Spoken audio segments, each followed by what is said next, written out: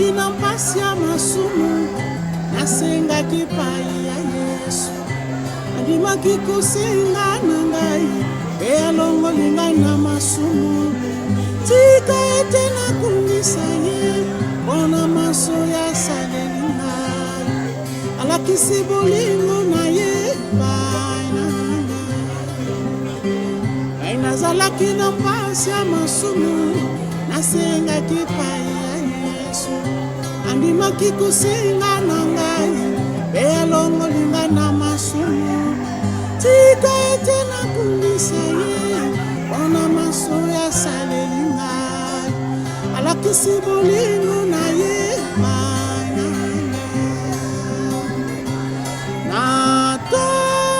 natondi yokolo na ngai mpona bolingo na yo sukolanga na makila oyo yosopelaki natondi yokolo na ngai mpona bolingo na yo sukolanga na makila oyo yosopelaki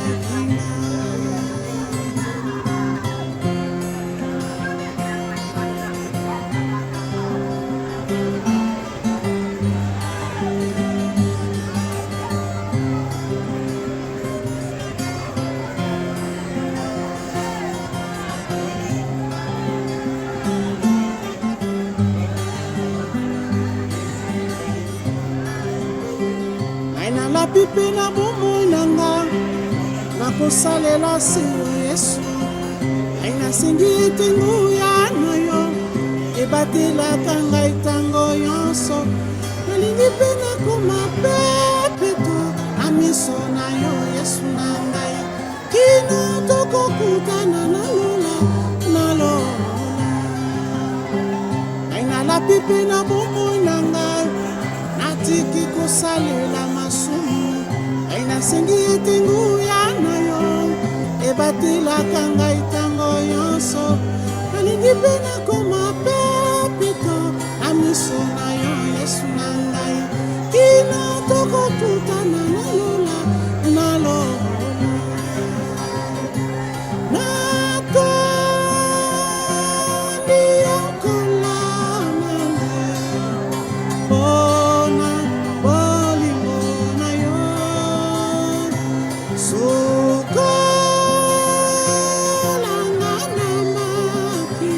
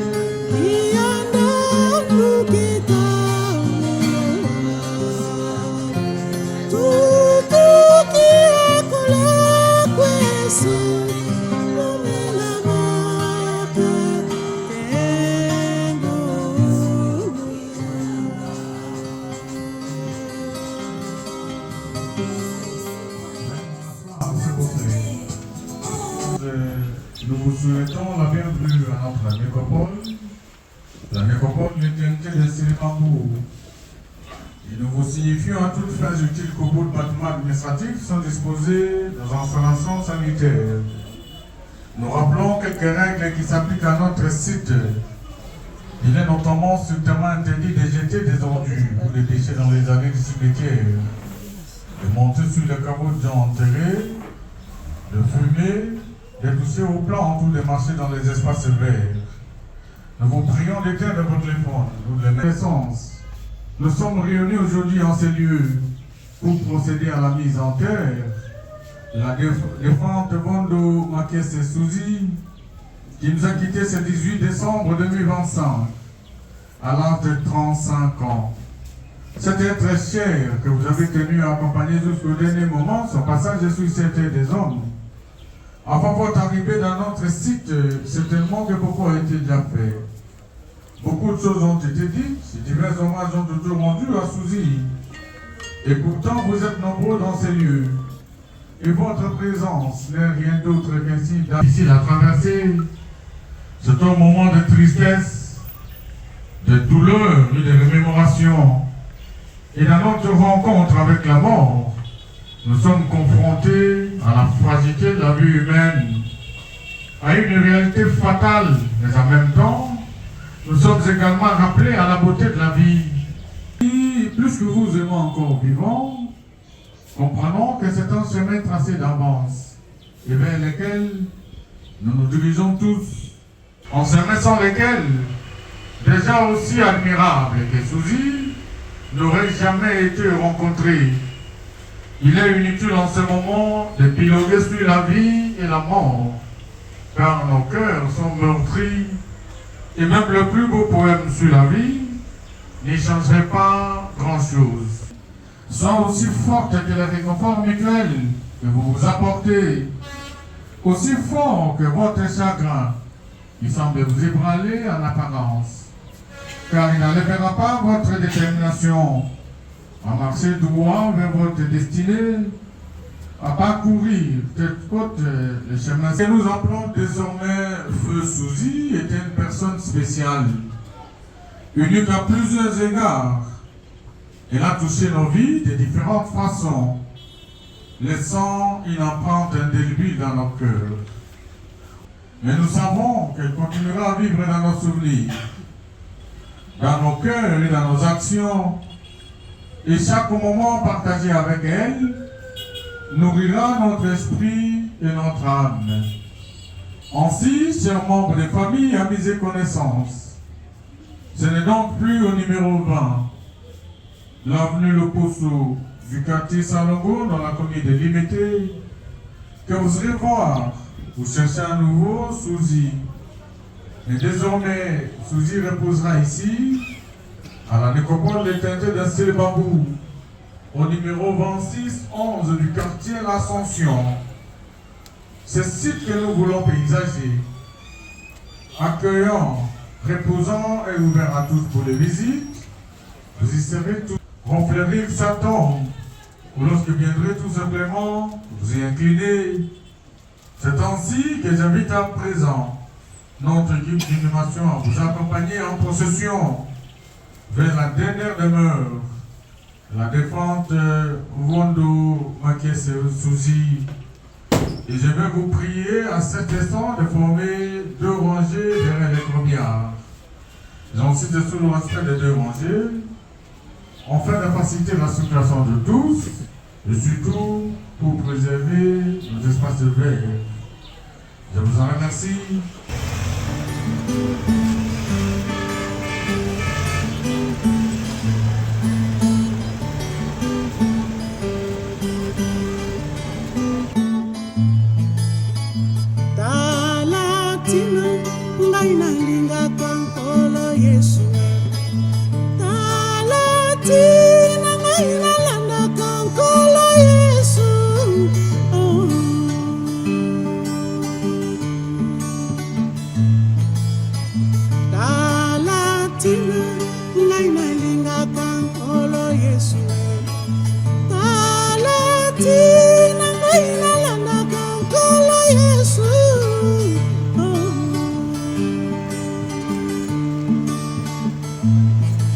Atako nazali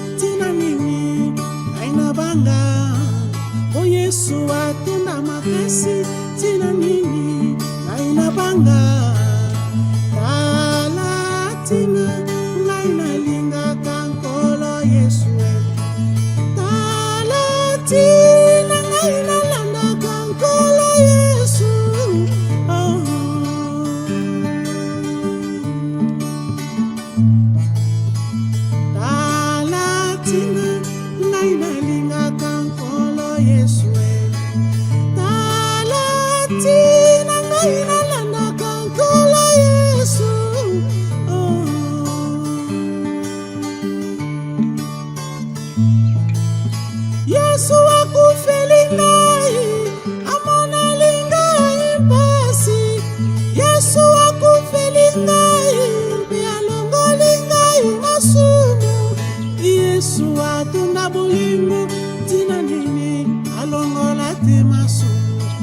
Yesu atunda makasi tina nini alongola te masumu.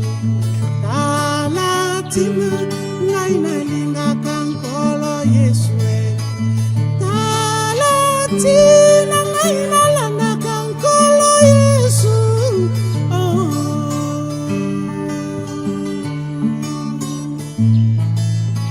Tala tina ngai nalingaka nkolo Yesu tala tina ngai nalandaka nkolo Yesu.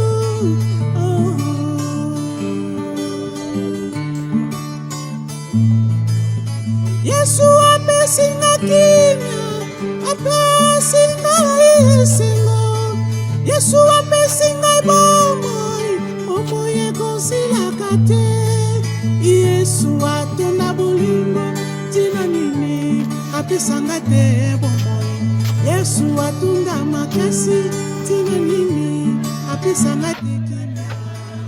Tala tina ngai nalingaka nkolo Yesu tala tina ngai nalandaka nkolo Yesu.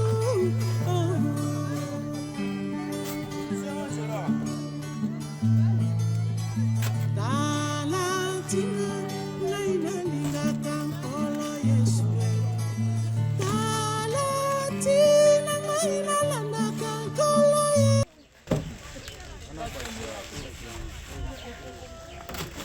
Hallelujah, amen. Hallelujah, amen. Hallelujah, amen. Yahweh Omandina Lola Tokunisi. Uje Mono Kamokano Nenge Yoli. Salaka Uyo. Tika biso topambola yo. Opesaka bomoi ndenge yolingi. Obengaka ndenge yolingi. Tika biso topambola yo. Amen. Olamu na yo tokobosana te. Tika biso tosanzola yo. Yahweh obongi na nkembo ya ya. Amen. Oh, Alléluia, Amen. Alléluia, Amen. Oh, Alléluia, Amen. Moi mpona moto nyonso, opekisaka mbula mpona moto nyonso. Tika biso topambola yo. Okela biso ne lilingi na yo. Na ressemblance na yo. Tika biso tone tola yo. Amen. Lelo totelemi po tofambola yo. Na mokano na yo. Tika biso tokomisa yo. Amen.